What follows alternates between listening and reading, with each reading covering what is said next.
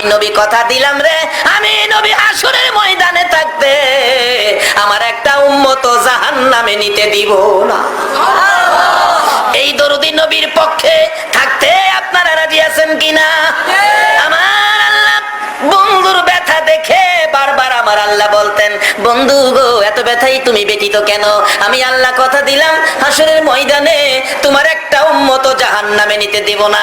যতক্ষণ পর্যন্ত তুমি নবী খুশি না হইবা ততক্ষণ পর্যন্ত আমি আল্লাহ জান্নাতের দরজা বন্ধ করব না। আমার নবী তখন চোখের পানিগুলো জর্জর করে ছেড়ে দিলেন, প্রভু গো আমাকে খুশি করার জন্য জান্নাতের দরজা খুলে রাখবেন। হ্যাঁ বন্ধু কথা দিলাম, আমাকে যদি খুশি করার জন্য এত কিছু করতে পারেন, আমি একটা দাবি করি, এই দাবিটা আপনি পুরা করেন। কি দাবি বন্ধু? প্রভু হাসরের ময়দানে আমার উম্মতের গুনার খাতাগুলো আমি নবীর হাতে দিলে আমি খুশি হইব। আমার আল্লাহ বলেন, বন্ধু তোমার হাতে কেন দেওয়ার জন্য বলছো?